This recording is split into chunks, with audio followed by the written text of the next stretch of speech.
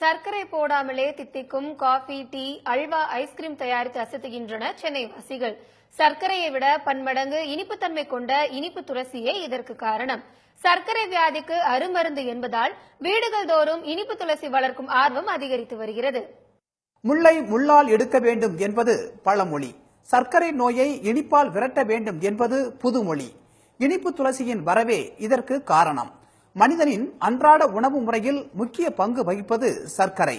கரும்பில் இருந்து பிரித்தெடுக்கப்படும் சர்க்கரை அதிக கலோரி கொண்டது. அதனை சர்க்கரை நோயாளிகள் பயன்படுத்த முடியாத நிலை உள்ளது.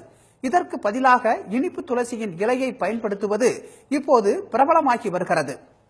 ஒரு செடி வச்சாச்சுனாக்கா அது கிட்டத்தட்ட ஒரு 5 வருஷம் வரும்.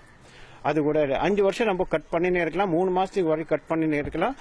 அது அப்படியே இலையை காய வச்சு நம்ம ஏற்கனவே சொன்ன மாதிரி காய வச்சுட்டு நம்ம எப்படி நம்ம யூஸ் பண்றோமோ யூஸ் பண்ணினே இருக்கலாம். அது ஒரு இதுக்கு இந்த வருஷத்துக்கு 10 மாசம் ஒன்றும் பிரச்சனை இருக்கா. இந்த 2 மாசம் இந்த வெயில் காலம் இருக்கு இல்லையா, இந்த மாசம் அப்பப்போ கொஞ்சம் ஸ்ப்ரிங்க்லர் பண்ணணும். 2 தொட்டியில 3 தொட்டி வீட்டுக்குள்ள இருந்தாலே போதும். நமக்கு பெருசா ஒன்றும் தேவையில்லை. நிறைய நம்ம வாங்கிட்டு இது பண்ணோம் கிடையாது. ஸோ நமக்கு 100% சுகரை நம்ம இது பண்ண தேவையில்லை.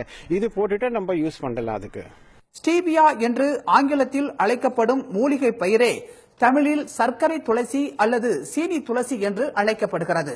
பராகுவே நாட்டை தாயகமாக கொண்ட செடியின் இலை இனிப்பு தன்மை கொண்டது. ஜப்பான், கொரியா, சீனா, கனடா மற்றும் தாய்லாந்து வாசிகள் சர்க்கரைக்கு பதிலாக இச்செடியின் இலைகளையே பயன்படுத்துகின்றனர். இந்தியாவுக்கும் வெகு காலத்திற்கு முன்பே இனிப்பு துளசி வந்துவிட்டது என்றாலும் இதன் பயன் குறித்து இப்போதுதான் அதிக அளவில் விழிப்புணர்வு ஏற்பட்டு வருகிறது. இந்த துளசி செடியை காட்டிட்டு இது யூஸ் பண்ணி பாருங்க, சுகர் டேஸ்ட் வரும் அப்படின்னு சொல்லும் போது நாங்க யூஸ் பண்ணி பார்க்கும்போது சுகரோட ரொம்ப டேஸ்டா இருந்தது.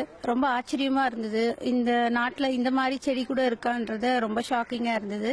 இங்க உள்ள எல்லா செடியும் நாங்க பார்த்திருக்கோம். ஆனா இந்த செடியை ரொம்ப டிஃப்ரெண்ட். யாரும் நம்ப முடியாத அளவுக்கு இது ஒரு ஆச்சரியமா இருந்தது. இனிப்பு துளசியின் இலைகள் கரும்பை விட பன்மடங்கு இனிப்புத்தன்மை கொண்டது.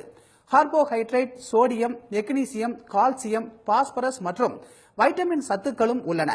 இதனால் சர்க்கரை, இரத்த அழுத்தம் உள்ளிட்ட பல்வேறு நோய்களுக்கு இனிப்பு துளசி அருமருந்து என்கின்றனர் சித்த மருத்துவர்கள். இதுல மதுரா துளசி, சீனி துளசி, இனிப்பு துளசி என்று பல பேர்ல இதை நான் பயன்படுத்துறோம். ஒரு மனிதனுக்கு 4 மில்லிகிராம் வீதம் ஒரு நாளைக்கு அவருடைய வெயிட்டுக்கு தகுந்த மாதிரி 4 மில்லிகிராம் சாப்பிட்டுட்டே வந்தாக்கா அவருக்கு கேன்சருங்க நோய் வராம தடுக்குதுங்க. ரெண்டாவது, இன்னைக்கு சுகர் உள்ள பேஷண்ட்டுகளுக்கு நிறைய இனிப்பு எடுத்து சாப்பிட முடியல. அவங்களுக்கு அது ஒரு ஆன்சைட்டி, மன அழுத்தமாவே இருக்காங்க. என்னடா சுகர் சாப்பிட முடியலையே, ஒரு இனிப்பு அவங்களுக்கு சீனி துளசி அதனுடைய பயன்பாடை செஞ்சு செய்யக்கூடிய இனிப்பு வகைகள் மிக சிறப்பாக இருக்குது. ரெண்டாவது பாத்தீங்கன்னாக்கா இன்னைக்கு கொலஸ்ட்ரால் என்ற ஒரு நோய் இன்னைக்கு மனித சமுதாயத்தில் மிக பிரச்சனையா இருக்கு. அவங்க இந்த சீனி துளசிங்கிற இலையை 2 இலை டெய்லி சாப்பிட்டு வந்தா கொலஸ்ட்ரால் குறையுது. காஃபி, டீ மட்டுமின்றி ஐஸ்கிரீம், சாக்லேட், பிஸ்கட் போன்ற இனிப்பான உணவுப் பொருட்களையும் இனிப்பு துளசியை பயன்படுத்தி தயாரிக்கலாம். நம்ம ஊர் துளசி செடியை போன்றே வீடுதோறும் இனிப்பு துளசியை வளர்த்து பயன்படுத்தினால் நோயில் வீழாமல் தப்பலாம் என்ற நம்பிக்கை உருவாகியுள்ளது. சன் செய்திகளுக்காக ராம செல்வராஜ்.